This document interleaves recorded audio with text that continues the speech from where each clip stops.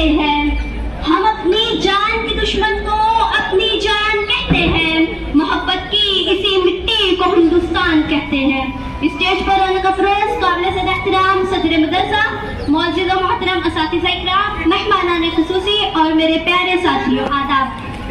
आज हमारे यहाँ जमा होने के मकसद से आप सभी वाकिफ हैं। आज हम भारत देश की 76वीं यौम आज़ादी मना रहे हैं। आज हमारे देश को आज़ाद होकर 76 साल का अरसा गुजर चुका है और इसी देश को आज़ाद कराने के लिए हमारे रहनुमाओं ने क्या कुछ नहीं किया। याद कीजिए वो टीपू सुल्तान और मराठों की ताकत, वो राजपूतों की कुर्बानी, वो सिखों की तलवार, वो झांसी की रानी, वो सुभाष चंद्र बोस। याद कीजिए वो भगत सिंह, वो चंद्रशेखर आजाद, वो अशफाक उल्लाह खान, न जाने कितने वीरों ने इस मुल्क को अपने खून से सींचा है, तब जाकर कहीं हमें आजादी मिली है। उनकी लबों पर हमेशा ये अल्फाज हुआ करते थे, मुझे ना तन चाहिए ना धन चाहिए, मुझे ना तन चाहिए ना धन चाहिए, बस अमन से भरा ये वतन चाहिए। जब तक जिंदा हूँ इसी वतन के लिए, जब तक जिंदा हूँ इसी वतन के लिए, और जब मरूं तो तिरंगा कफन चाहिए। आजादी का असली मतलब वही समझ सकता है जिसने कभी गुलामी की हो, लेकिन हम सब तो खुशकिस्मत है कि हम आजाद भारत में पैदा हुए।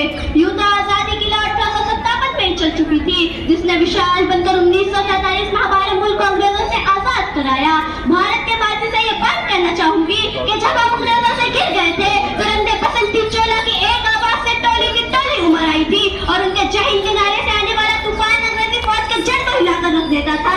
लोग मर जाते मिट जाते तो वो भी अपनी देशभक्ति साबित कर रहे होते थे, क्योंकि ये उस दौर की देशभक्ति की कसौटी थी कि 62, 65, 71 की जंग में अपना सुहाग गवा देने वाली औरत जब घर में हालात हो जाया करते थे कि प्यार भी भरपूर गया मांग का सिंदूर गया, प्यार भी भरपूर गया मांग का सिंदूर गया, नन्हे नूनी हालों की लंगोटियां चली गई, छोटी छोटी बच्चियों की चोटियां चली गई, बाप की कमाई गई, भाई की पढ़ाई गई, ऐसा एक धमाका हुआ पता ही नहीं चला, जिस्म की कई बोटियां चली गई, और आपके लिए कुछ आदमी मरा है साहब, मगर मेरे घर की जो रोटियां चली गई, रोटियां चली गई।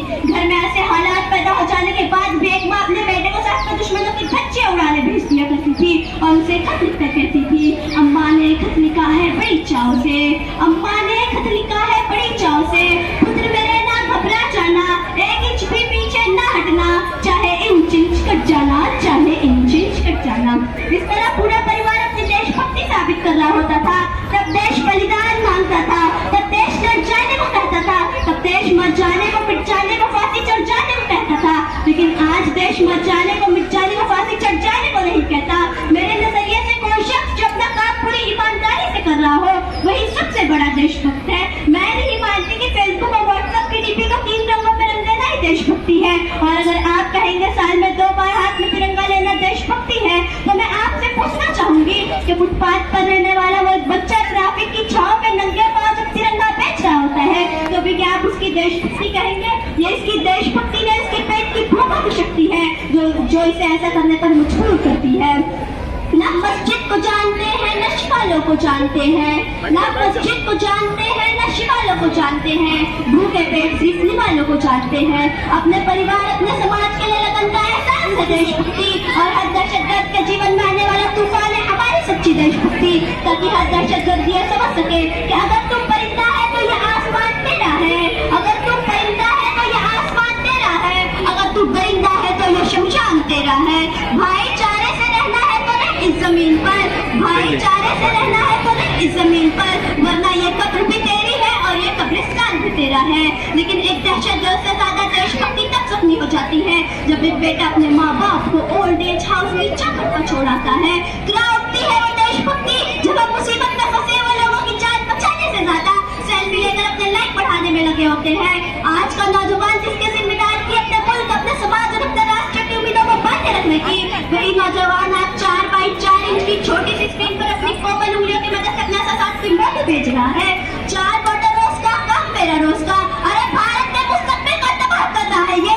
आज भी मौत और सुरक्षा के मामले में 4th नंबर पे आते हैं। हमें कहते समाज में जीते हैं, कहीं खाना फेंका जाता है तो वही कोई भूखा तंग हो जाता है। मजदूर को मजदूर समझे मजबूर नहीं, फकीर को काम दीजिए दान नहीं, और अगर दान देने का शौक है इतना तो जीते जी रक्त दान दीजिए, और मरने के बाद अंग दान देकर जो मर रहा है उसे जीवन दान दीजिए। यही सच्ची देशभक्ति और सच्चा राष्ट्रीय प्रेम है। ना सरकार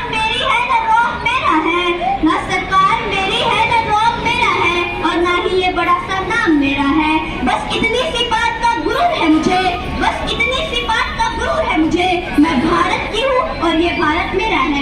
लेकिन एक नजरियाती बीमारी हमारे समाज में है। कहा जाता है कि दुनिया की सबसे बड़ी जमहूरियत हमारी है, लेकिन बड़े अफसोस से कहना पड़ रहा है कि यहाँ हिंदू, मुस्लिम, सिख, ईसाई पैदा होते हैं, लेकिन बदकिस्मती से इंसान पैदा नहीं होते।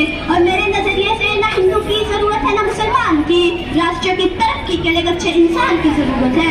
जरा सोच कर तो देखिए, ये पेड़, ये पत्ते, ये पौधे भी परेशान हो जाए, ये पेड़, ये पत्ते, ये पौधे भी परेशान हो जाए अगर परिंदे भी हिंदू और मुसलमान हो जाए।